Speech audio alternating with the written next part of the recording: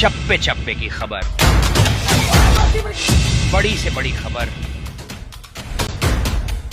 Crime से लेकर राजनीति तक किस नेता ने 5 साल में क्या काम कराया।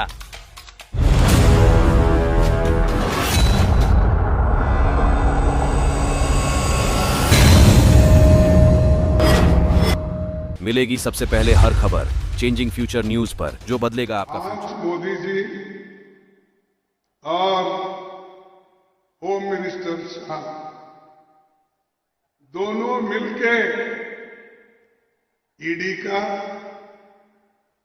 इनकम टैक्स का, सीबीआई का डर बता कर एमएलए को, एमपीज को डरा रहे हैं और जो आगे इलेक्शन के लिए तैयारी कर रहे हैं, जो ठहरने वाले हैं, उनके ऊपर भी अभी से ईडी, अभी से इनकम टैक्स वो लोग डाल रहे हैं।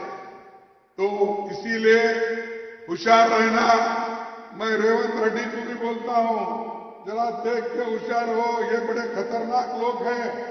इसीलिए जब ये खतरनाक लोग हैं, उनको उसी तरीके से लड़ना जो वो लड़ रहे हैं, उनसे ज्यादा ताकत लग के लड़ना चाहिए।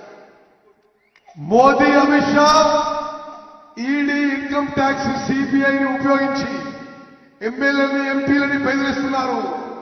పోటీ చేసే వాళ్ళని కూడా బెదిరిస్తున్నారు. నేను రేవంత్ రెడ్డి గారిని కూడా ముందస్తుగా చెప్తున్నా, మీరు కూడా జాగ్రత్తగా ఉండండి.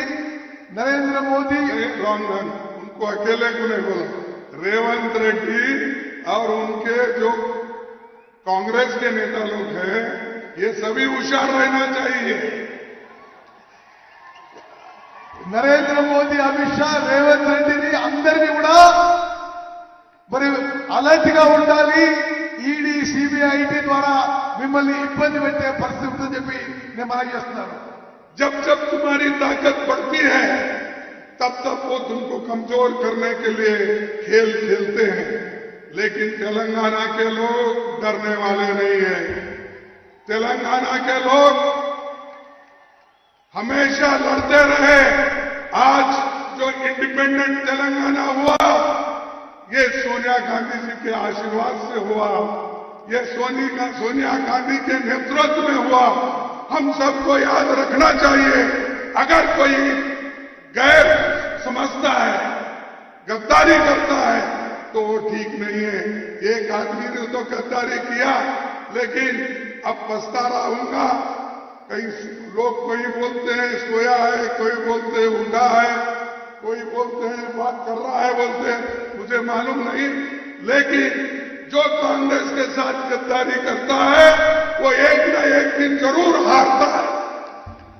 బీజేపీ భయపెట్టించే ప్రయత్నం చేస్తుంది, కానీ తెలంగాణలో భయపడే వాళ్ళు ఎవరూ లేరు.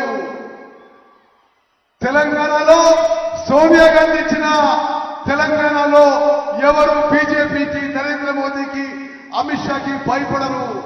కాంగ్రెస్ పార్టీని మోసం చేసిన వాళ్ళు, ద్రోహం చేసిన వాళ్ళు సమాజం ఎప్పుడు కూడా క్షమించదు. వాళ్ళు ఓడిపోతారని చెప్పి నేను మనం చేస్తున్నాను. కేసీఆర్